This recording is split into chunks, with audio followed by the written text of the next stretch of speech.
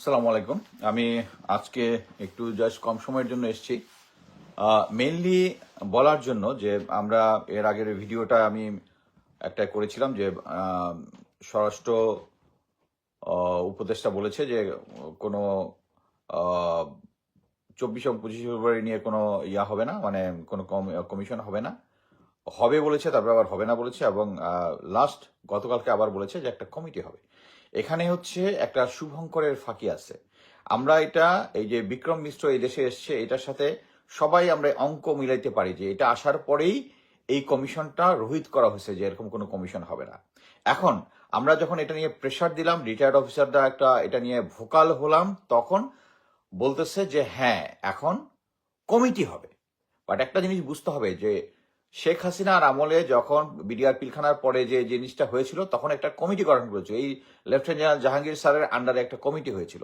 সেই কমিটি যে সমস্ত সমস্যা ফেস করছে সেগুলো বলি। সমস্যা হচ্ছে যে তার এখন নানকের সাথে কথা বলতে হবে, তারপরে এরা বিদেশে পাঠাই দিচ্ছে, তাপসের সাথে কথা বলতে হবে, এনটিএমসি থেকে কল লিস্ট লাগবে, কোনো কিছুই তাদেরকে সাপোর্ট দেওয়া হয় নাই, কোনো কিছু দেওয়া হয় নাই। এর কারণ হচ্ছে ওটা ছিল কমিটি এবং শেখ হাসিনা চায় নাই।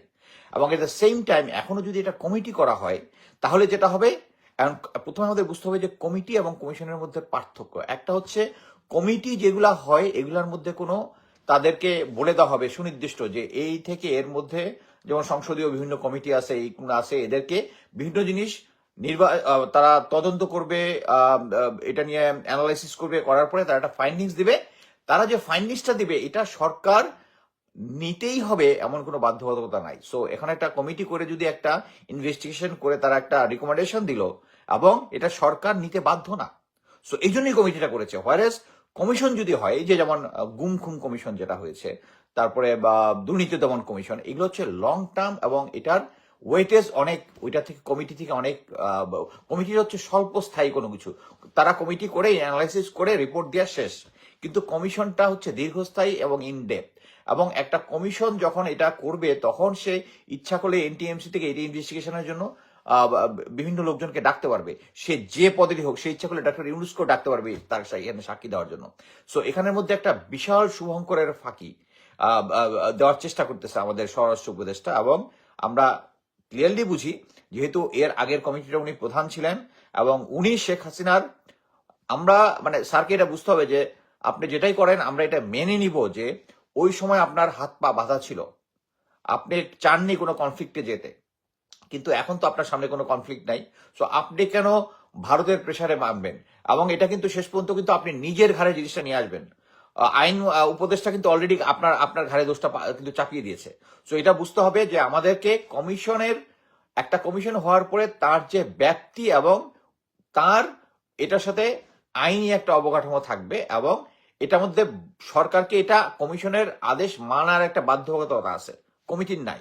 সো আমরা কোনো কমিটি মেনে নিব না। 5 দিন সময় দিয়েছেন আপনারা, কাইন্ডলি এটাকে কমিশন, এবং আরো একটা ইম্পর্টেন্ট জিনিস হচ্ছে কমিশন হলেই হবে না, এটাকে যদি আপনারা এখন আওয়ামী লীগ আমরা একজন জেনারেলকে দেন, একজন সচিবকে দেন, তাইলে তো হবে না।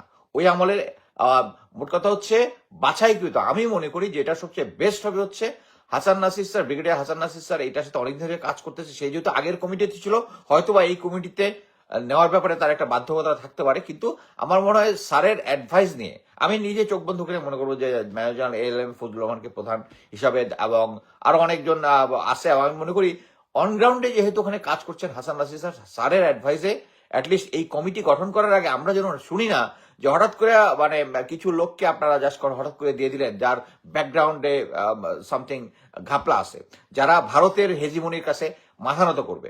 একটা জিনিস মনে রাখবেন, আমি যে গত ইয়াতে বলেছিলাম যে বিক্রম মিশ্র সেনাপ্রধানের সাথে দেখা করেছে, ইট ইজ ফার্দার কনফার্ম। কিন্তু আমি যেটা বলতে চাচ্ছি সেটা হচ্ছে এইটার কারণটা কিন্তু আরো ওয়াইড। সেনাপ্রধান এবং বিক্রম মিশ্র ভালো মতোই জানে, যদি তারা একটা মিটিং করে এবং এরকম একটু লুকাবাছা করার চেষ্টা করে, এটা শেষ পর্যন্ত এটা গোপন থাকবে না। সেনাপ্রধান চরমোনায়ের পীরের সাথে করছে, ওইটা তো আমি নিজে এক্সপোজ করে দিছি।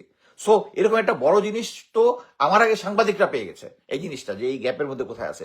সো তারা ভালো মতো জানে ইনফরমেশনটা ইয়া হবে, বাট তাদের যে মেইন এম ছিল সেটা হচ্ছে দেশের জনগণকে বোঝানো যে স্টিল সেনাপ্রধান এক যে বিগ স্টেক হোল্ডার।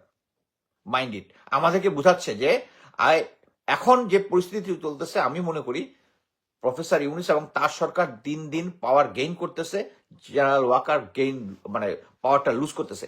এই সময় একটা দেওয়া, কি বলে, একটা মেসেজ দেওয়া যে বিক্রম মিশ্র এসে সেনাপ্রধানের সাথে দেখা করে, মানে he is one of the biggest stakeholder. হবে না, এই জিনিসটা মেনে নেব না আমরা। শেষ পর্যন্ত পাওয়ারটা প্রফেসর ইউনূসের কাছেই থাকতে হবে এবং উনি ডিজিএফআই কন্ট্রোল করে, এই জিনিসটা থাকতে হবে। ডিজিএফআইকে ওনাকে ভালো মতো কন্ট্রোল করতে হবে। আর এখন আমি যেটা ছোট্ট কম সময়ের জন্য এসেছি এইটাই বলতে, যে কোনো কমিটি আমরা মেনে নেব না, আমরা কমিশন চাই। এবং কমিশনের যে সদস্য যেগুলো হবে, এগুলা একজন, আমি স্টেট ওয়ে বলবো, brigadier Hasan Nasir, general L M Fazlur Rahman, এদের অ্যাডভাইস নিয়ে করতে হবে। ধন্যবাদ।